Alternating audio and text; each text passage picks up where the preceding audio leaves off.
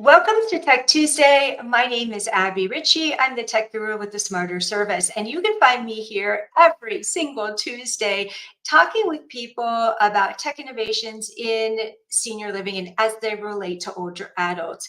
We have a great guest today, and we're going to cover one of my passion topics. But before I bring her on, let's go ahead and run our intro.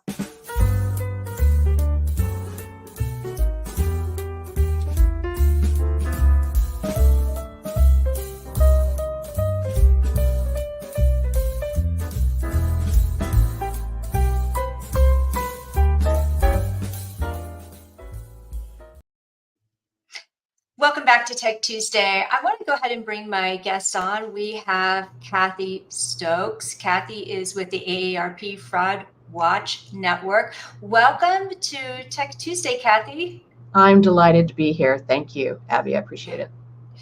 Yeah, you're welcome. You're welcome. Now, as you guys know, I often have a whole panel of people on to talk about a topic, but Kathy is the person that we're going to be consulting with today about all things fraud. And if you've been following me for a while, you know that I am up in smoke about this topic. I post about it. I started doing Fraud Friday just so that the more awareness we could bring to what's out there, the more people can prevent being taken and being scammed. Right, Kathy? That's exactly right. We were just talking before the show. There was a study done in 2019 by the FINRA Investor Education Foundation that found, and this is so dramatic, if you know about a specific scam, the grandparent scam, let's say, you are 80% less likely to engage with that scam. And if you do engage, you're 40% less likely to lose money or sensitive information. So talking about this on the daily, at least weekly on a Tuesday or a Friday, will really help inoculate a lot of people.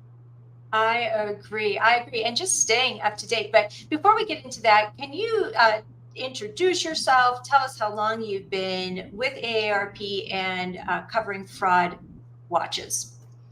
Yeah, so I joined AARP about 8 years ago, and about 7 years ago, I became the interim director of the AARP Fraud Watch Network, which is a national program. We have 53 state offices, so it is really nationwide. And at the time, the organization was sort of retooling its fraud outreach, and I was lucky enough to go from interim director to director, and I've been there since. I've got a great team. We sort of divide things from the perspective of educating people about fraud and how to avoid fraud activity, and also, very importantly, supportive victims. And we have a Fraud Watch Network helpline, for example, at 877-908-3360. You can call that number 8 a.m. to 8 p.m. Eastern, Monday through Friday, and get to talk to a human.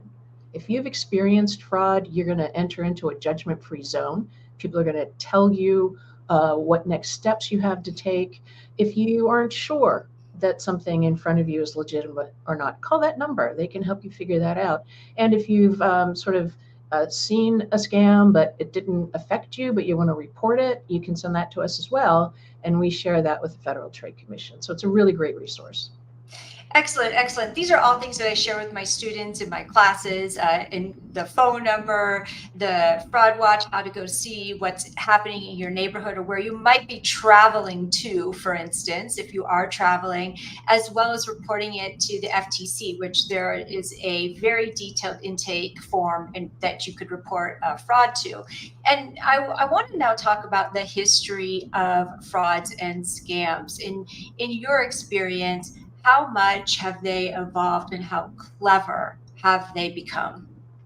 Well, we've moved so far away from the lone con man, working people in person for the long con and stealing their money. I mean, that still happens, no doubt. But what we have now is primarily a fraud industry, and the industry is transnational criminal enterprises, and they have business offices, they have employees, they have HR, and they have a playbook that helps the frontline scammer identify a potential a target and get that target into a space of heightened emotion, because they know when, it's brain physiology. If we react emotionally, we have a really hard time backing out of that and accessing logical thinking. So when somebody comes at you with something that makes you really excited, you just won $1 million, or really scared, your grandson's in trouble, you're going to react out of emotion more likely than not. And once they have you in that state, they can get you to pretty much do anything to steal your money or sensitive information. And, I would like to say that we know who they are and we know how to go after them. We don't, but we're also not doing very much in that space. But we'll talk about generative AI if we can, that brings a whole new level of criminal into this game. Tell me about that. I'm curious, please. Yeah, so I used to, even up to the last year or so, I was pretty much talking about this as the space of transnational organized crime.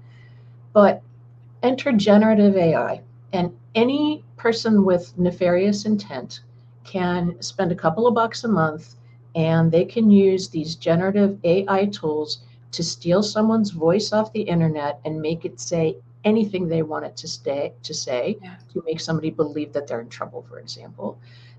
They can create video, they can create social media posts that just make it that much more difficult to discern when a fraud is coming at you. And it's cheap. And if you have access to the dark web, and the bad guys do, they can also go out there and buy lead lists, buy all that AT&T data that just came out from the breach, and on their own scale these fraud attacks by text, by email, online, social media. So it's just now, it's like the industrial revolution, if you will, for fraud criminals. Yes, it is. Yes, it is. And why? And I want to back up just a minute and say, what have you been seeing besides AI? What other scams or frauds have you been seeing lately? There are two that I'm really concerned about. All the others continue, but we've seen explosive growth. One of them is bank impersonators.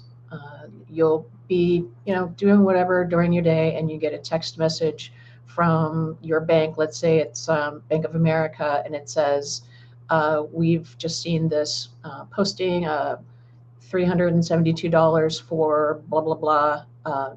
Is this yours? Yes or no? Y or N?" And you're like, "Oh, no, that's not mine." And so you click N, and then you immediately get a phone call. This is not something that happens when you get a legitimate text from your bank looking for a potential fraud situation. You don't get the phone call, but you don't remember that, right? You get a phone call, and it's the bank saying it's their fraud investigators. Somebody is in real time hacking your account, and they need to help you. And you're figuring, oh my God, of course, what do I need to do?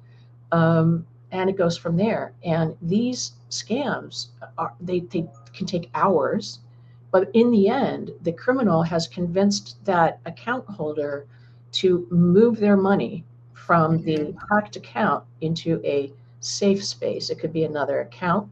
It could be sending it through cryptocurrency to keep it safe. And it's hours after that still before the person who's been victimized starts wondering really what happened and calls the bank, and the bank's like, "No, that wasn't us," and that money is gone. Yeah, and hearing you talk about this, I'm just reminded yesterday I received one of these notifications from my bank asking if that was something that I authorized or not. And honestly, I get a lot of those from my bank because my bank is constantly trying to, protect me. How does anyone know the difference between what's fraud and what's not? Well, a couple of things, and unfortunately, one thing is we can't trust incoming messaging right now until industry figures it out. You cannot trust an incoming text message with a link or a phone number in it. You can't trust an email with a link or a phone number in it. You can't trust incoming phone calls. All of these are significant fraud vectors. So we have to have this edge to us, to not trust. And that's really unfortunate. I hate to say that. But any link that you click on could potentially be a devastating financial loss. And the other thing is, understand that the banks, financial institutions are really good at using technology to monitor our accounts. It's not an individual just watching the numbers go up and down on your account. It's algorithms and it's machine learning. It's AI. And when you're prompted that there may be a suspicious transaction, that's not a person, that's an algorithm. And so if you say no and you immediately get a phone call, let that be what you know that says it's a scam. You're not going to get a phone call like that from your financial institution right after. That's right. That's right. Or from a tech company, Yeah.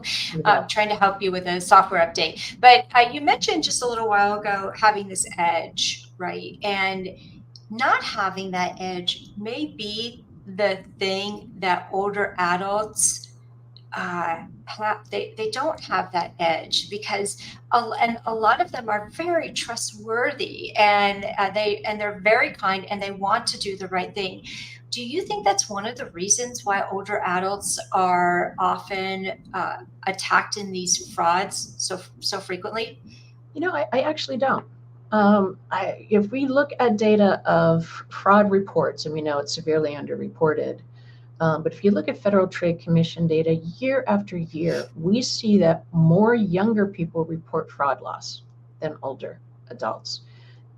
The catch is that when it's that older adult that's the victim, they have so much more that can be stolen. They have assets. They've got housing wealth, maybe. They've got at least a Social Security check and maybe a pension, maybe a life insurance policy. And the criminals will go after that. And they know that. So when they get an older person on the hook, they work that much harder because they have that much more that they can steal from them. I think a lot of what we believe about fraud victimization is really sort of our mental shortcuts. We assume older people are overly trusting, aren't tech savvy, may be experiencing cognitive decline. And because of those reasons, they get duped, they fall for it. Mhm. But in reality, it happens to anybody of any age. And it's not about tech savvy, it's not about overly trusting, it's about the criminals being that good with the playbook that they have. Yeah. They are that good. They're clever and they're trained, like you said. And the other thing I wanted to mention too was in regards to reporting. I know that's really important. Do you think that more younger adults are reporting because they want to take action and they're okay with admitting what's happened, and perhaps older adults don't feel comfortable reporting that's happened to them? Yeah, it's interesting. It's hard to say. Underreporting can be as significant as maybe 2% of people report if their losses are under 1,000, according to some analysis from the Federal Trade Commission. If it's more than 1,000, it's more like maybe 6 or 7% that report. So when you think about that and you look at the fraud reported losses from last year of 10 billion, that pales in what it actually is. I don't know how trusting we can be of data when it's so underreported. But we do, maybe it's also being online and it's easier for maybe somebody who's regularly online, who they experienced a tech support scam when they're 23 and they had $200 stolen from them.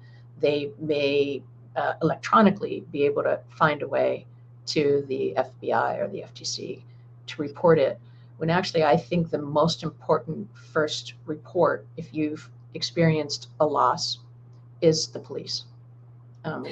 We've lost that. We've lost this sense that fraud is actually a crime. And yes, it may be that the police can do or will do nothing about it initially, but until we're reporting at scale, law enforcement's not going to take this sufficiently seriously and try to do something about it. Yeah, it's so frustrating. It's just such a frustrating catch-22. I have helped many of my clients with protecting their accounts, whether it's using passwords or helping them with a VPN after being hacked, for instance. And, you know, it is such a challenge because it's hard to know exactly what happens in that moment in which they start, an older adult, for instance, starts to divulge a lot of personal information. And you mentioned this earlier, it's the psychological attack, right? That's right. It's a psychological attack. And I will tell you, I've helped so many of them with the tech support scam, that they've been taken by the tech support scam so many times that I just continue to teach it and talk about it. What other type of scams are you seeing lately? Yeah, I had mentioned two that were of real concern, and the bank impersonator scam is one of them. And the other one is Yeah. something I'm going to refer to as financial grooming. It's called another term that I refuse to use because it is Okay. damaging to victims of the experience. But basically, you get an errant text message that says, "Hey, Connie, are we still having dinner at 5?" Or "Dr. Smith, Fluffy's really sick. Can I bring her in now?" And as a nice person, you see that and go, "Oh, this isn't. I'm not Dr. Smith, or I'm not Connie, or whatever." And you respond back, "Hey, sorry, this is happening," or whatever. You got the wrong person, Yeah. and that begins a conversation. Just that moment in time begins a back and forth about loving pets, or hey, where do you have dinner, and building a relationship over time, and then building a trust relationship over time, and then that criminal saying, hey, you've seen how high I'm living, I can help you. My uncle is like a guru in crypto investing, and he taught me, and I can teach you. Then you go, you trust this person now. This is a person that is in your life every day, many, many times a day. And you're like, all right, well, let's try it. And you get on a crypto exchange, which is entirely fake. And you start to see how your money that you're sending over there is growing. And it's a little bit of money at a time. And then it gets to be more and more. And then, you're seeing all of this value, and you're like, oh my God, I can leave money to my kids. I can send my grandkids to college with this. You get so emotionally excited about it. And then when you're ready to take that money out, you get a notification that says, oh, you have to pay taxes first, and the tax amount is 30%, and nobody has that kind of money to get it out. Or you go to remove your money and everything disappears. Everything disappears. That person disappears, the crypto exchange disappears, and your money is gone. And this is happening at scale. Billions of dollars are being stolen through I this. want to ask you, because you mentioned overtime. What would you say is the overtime average, like in which a scammer is building a trusted relationship? We've talked to victims who it's been months, 6 Hmm. months before even Okay. Wow. anything is Wow. discussed. And that's typical, quite often, with our sort of traditional romance scams that we know about, that are online relationships. Very much the same financial grooming. It's a bit of a different tactic, but in the end, it's months. And Okay. for some people, it's years, and it goes on and on. And some people who are victimized year over year never even find out that it's fraud. Yeah, yeah. Okay, I didn't realize it was that long, but both of these that you mentioned, the bank impersonation as well as the financial grooming, are coming through in text. So is there a way that we can better educate older adults to be on the lookout for this? Well, I think we have to educate everybody that, as I said before, we just cannot trust incoming communications right now. If you do get a text and you question it, you can report it. The text messaging industry has a way for you to do that. And right now, it's really easy on an Apple iPhone. You can just click, Hmm. it'll Hmm. say, like, if this is this fraud, or report junk or whatever, and you click on that and you can choose that it's fraud, and they'll take that, the sender information, and put it in real time to their algorithms to block that from reaching other people. And they're working on a similar one for Android devices now. But I really think right now it's less about technology that we can use ourselves, and more about just not trusting any links. Yeah, yeah. I love that, and I jotted that down. And I have another question about passwords, which is another passion topic of mine, because what I've noticed is that typically people are reusing the same password across multiple accounts, and their passwords are not unique for each individual account. In fact, they're rather easy to find out if you just do a little bit of, scrolling through social media. You could usually come up with a street name and maybe an anniversary and maybe a pet's name, and voila, you've got a password there. So what do you say to older adults and people in general when it comes to using passwords and creating them? And what I've noticed too is that my students, my clients, they do not want to use a password manager. And I can appreciate that. When password managers first came on the scene, I was telling everybody, hey, use a password manager. It encrypts it for you, it creates it for you, it stores it for you. And then one company whose job it was to be a password manager got hacked. And I think it was Right. twice, right? I don't know what happened to the individuals, like if they lost every account and they had to remake them. I don't know what happened, but that was enough for me to say, yeah, pretty much I'm not going to do the password manager. I go old school actually, and first of all, my phone is password protected. I cannot get into my phone without my biometric, my face, and if that doesn't work, it's a 6-digit code that I have. And then in my notes feature, which I also encrypt, it's not difficult to figure out how to do. That's where I save mine. But Okay. we as consumers have been failed, right? We're not failing. We've been failed by the industry, by the technology that makes us have unique and hard to crack passwords for the many accounts that we have. So of course people are going to take shortcuts. It's human nature. But I think we need to retire the password. We need to move to biometrics. We need to move to other forms of identity authentication that doesn't rely on someone having to come up with something that a criminal can't bust. Because as you know, if you use the same or similar password across accounts, all of those accounts will go down when the first account is exposed.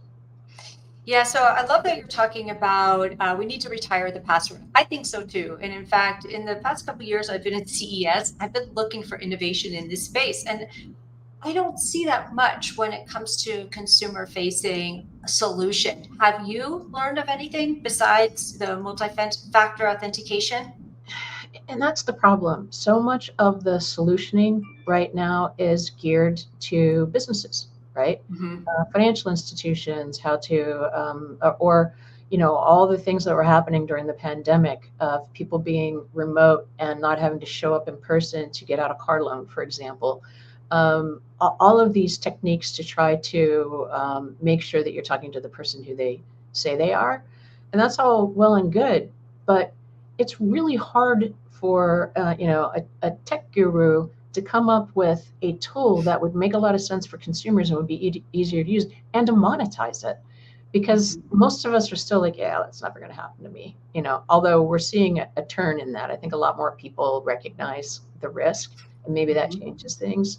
But there are a lot of tech startups trying to do stuff in this space, but it's how do you create a process where you're actually going to monetize it and make a profit? So unfortunately, the incentives aren't there. Doesn't Yeah. Not to say that they won't be, and there are a lot of people trying, but it pales in comparison to what is in support of cybersecurity for businesses and government infrastructure. We're just not there yet, right? Along with the printers, we're just not there yet. Eventually, the printers will catch up to the innovation, right? Like I feel like the printers are still stuck in the dark ages. So. Well, I will say recently, I had to fax something Okay. to somebody. So there's always that, the last holdout, and I think I found it a couple of weeks ago. Right on, right on. Well, for many of our viewers, they're senior living operators. And if you had 3 words or 3 tips that you can impart to them as they're teaching their residents or they're with older adults, what would be these 3 tips that you would want them to know and to teach? First and foremost, share what you know. I'm writing this down too, Kathy. Please So go by ahead. share what you know, be aware of the fraud that is out there. Sign up for a biweekly watchdog alert. that we make available by email or text through AARP Fraud Watch Network. It's every other Wednesday, you'll get a text or an email that tells you the anatomy of a particular current scam. Graze through it. You don't even have to link out to anything, and then share that. Do you have a means of communicating to the people living in your center? Let them know that it's happening. As we said before, you're much less likely to engage with a scam if you know about it ahead of time.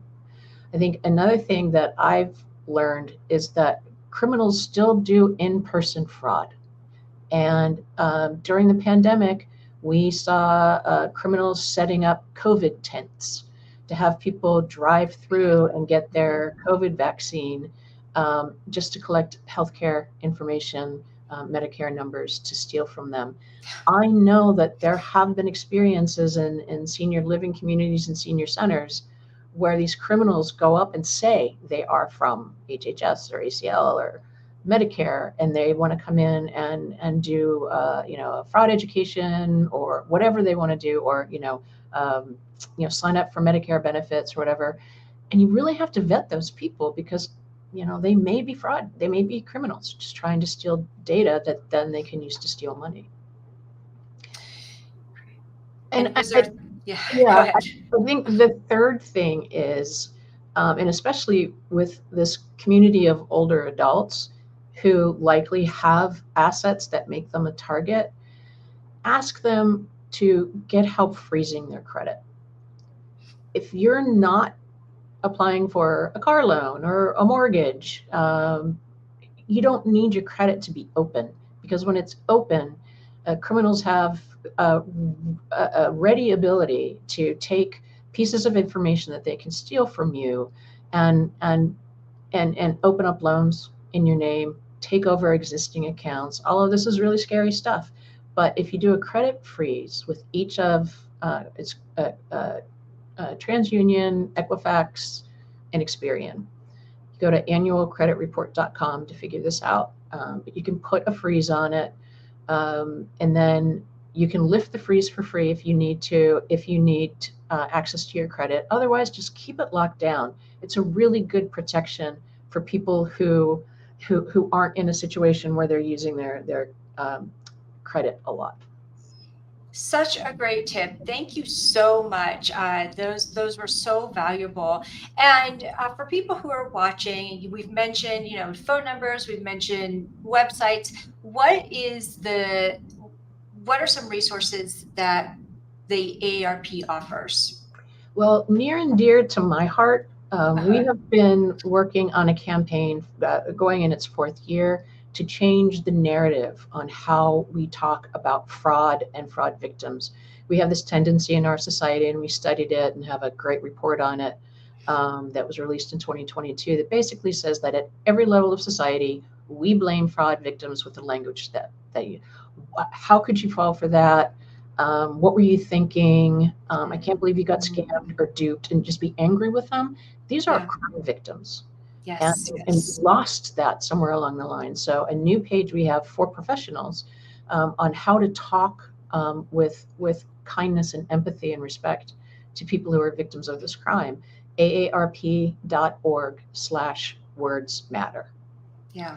And beyond that, we have a lot of victim support. I'd already mentioned it. One other I want to mention is these online support groups that we have for victims or their family members, or both if they want to do it together. You can join these small group sessions. They're hour-long on Zoom. You have a trained facilitator, and you talk about what happened. And you learn that you're not alone, and you learn that it's not your fault, and it is very healing. So that's AARP.org/fraud support. I love it. I love it. Thank you, Kathy. And Kathy, how can people connect with you if they would like to do that? Well, if any of the information that I shared is out there, if you want to reach out to my team, FWN, that stands for Fraud Watch Network, at AARP.org is a great way to reach us. So good. I have learned so much, and I just want to thank you for sharing your wisdom and your expertise with our viewers today. And I will go ahead and just repost some of these valuable steps later this week. And Kathy, thank you so much for all that you're doing. And for those of you who participated in the chat, we thank you also for your involvement. And we will see you back here next week.